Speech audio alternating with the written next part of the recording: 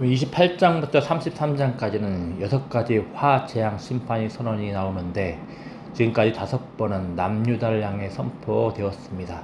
오늘 본문 33장에서는 아수르를 향하여서 심판이 선포됩니다. 명시적으로 언급되진 않았지만 1절에 언급되는 대상은 아수르로 보입니다. 학대를 당하지 아니하고 학대하며 속이고도 속임을 당하지 아니하는 자, 바로 이 아수르를 가리키는 겁니다. 2절부터 6절까지는 아수르로 인하여서 극심한 환난을 겪는 하나님의 백성이 하나님께 호소하고 부르짖는, 그리고 이 하나님을 찬양하는 모습이 나옵니다. 이 호소에 대한 하나님의 응답은 무엇입니까? 주님께서 일어나신다고 합니다. 주님께서 백성들의 부르짖음에 응답하시는 겁니다. 이 응답하심은 아수르에게 아주 가혹한 재앙이 됩니다.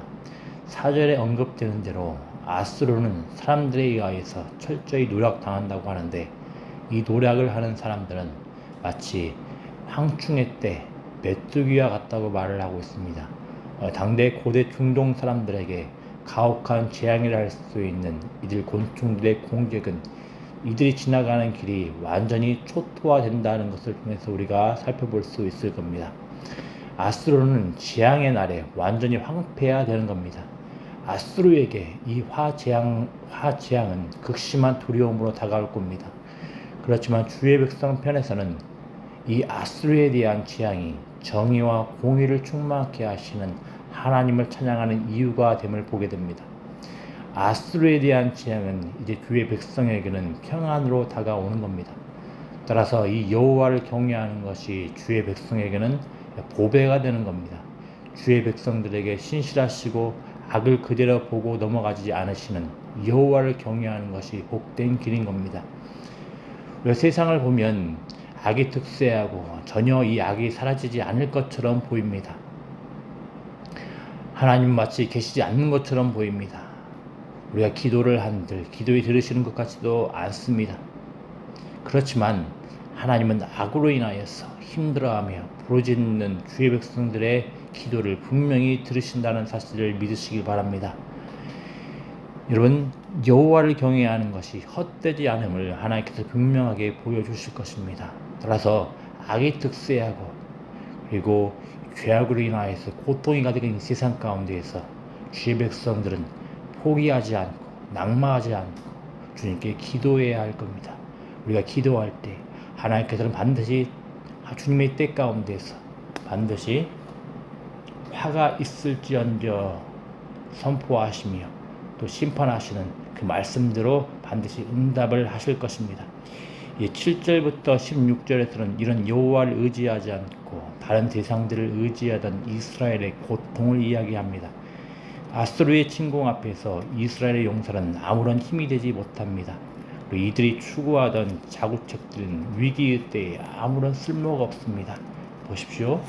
자, 이들의 조약들은 쓸모가 없다고 이야기를 하게 됩니다. 얼마나 이들의 고통이 심한지 풍성한 소출이 있던 지역이라 할 수 있는 레바논과 바산, 갈멜이 황폐화되었다고 말을 합니다. 이런 이스라엘의 죄악 앞에서 하나님은 어떻게 반응을 하십니까? 10절을 보시면 주님께서는 일어나시고 자신을 높이시며 또 지극히 높아지신다고 말씀하십니다. 그리고 이후에 주의 백성뿐만 아니라 민족들의 죄악에 대하여서 벌하시는 모습, 심판하시는 모습이 나옵니다. 무슨 말이겠습니까? 벌하심으로, 심판하심으로 주님은 높임 받으신다라는 겁니다. 영광 받으신다라는 겁니다. 주님께서는 죄인들에게는 삼키는 불이 되고 영영이 타는 것이 됩니다. 따라서 죄인들은 주의 백성이라 할지라도 그 어떤 자들도 주님과 함께 할 수 없습니다. 오직 어떤 자들만 주님과 함께 거할 수 있고 주님으로부터 보호받을 수 있다고 이야기를 합니까? 15, 16절 같이 읽어보겠습니다. 오직 공의롭게 행하는 자, 정직이 말하는 자, 토색한 재물을 가증히 여기는 자, 손을 흔들어 뇌물을 받지 아니하는 자, 그를 막아 피 흘리려는 꾀를 듣지 아니하는 자, 눈을 감아 악을 보지 아니하는 자, 그는 높은 곳을 거하리니 견고한 바위가 그의 요새가 되며 그의 양식은 공급되고 그의 물은 끊어지지 아니하리라. 아멘. 앞서 말한 대로 우리 하나님께서는, 우리 주님께서는 악에 대해서 그냥 지나치시는 분이 아니심을 보게 됩니다. 정의와 공의가 땅에 떨어진 것을 보고 그냥 무심히 쳐다보시는 분이 아니신 겁니다. 왜이겠습니까? 그것은 하나님의 성품에 어울리지 않기 때문입니다. 하나님은 자신의 영광과 명예를 위해서라도 죄악을 처리하시고 높임을 받으시고 영광을 받으실 겁니다. 자, 이제 어떤 자가 높인 곳에 거합니까? 하나님의 은혜를 따라서 구원받고 하나님의 정의와 공의로 살아가는 자가 주님께서 예비하신, 주님께서 세우신 높은 곳에 거하는 것입니다. 그리고 이렇게 주님께서 베풀어 주신 구원의 은혜를 따라서 정의와 공의를 따라 살아가는 자들에게는 하나님께서 그들의 삶 가운데 가장 복된 것들, 가장 평안한 것들을 줄 것이며, 그리고 그의 삶을 책임져 주실 것입니다. 이제 이렇게 심판하시며 구원을 베푸시는 주님의 일하심을 보며 이제 주의 백성들은 무엇을 보게 될 것입니까? 이제 불의와 고통과 환난 등만을 보았던 주의 백성들의 눈은 무엇을 볼 것입니까? 17절부터 20절을 보면 주의 백성의 눈에 연결되는 동사가 여러 번 언급됩니다. 주의 백성들은 주의 백성들과 함께 거하시겠다고 약속한 예루살렘 시온성에 영영이 함께 계시는 여호와를 보게 될 겁니다. 주의 백성들의 재판장, 그리고 율법을 세우시니 왕이신 여호와의 구원을 경험하실 것입니다. 그리고 구원의 핵심은 무엇이 되겠습니까? 사죄야, 죄사함이 될 겁니다. 우리가 17절부터 24절을 보면 아수르의 공격을 받아 그리고 아수르로부터 구원받는 이스라엘을 남유다의 모습으로 다 해결할 수 없는 그 묘사들, 설명들이 있습니다. 이 모습들을 한번 신약 성경을 통해서 간략하게 살펴보겠습니다.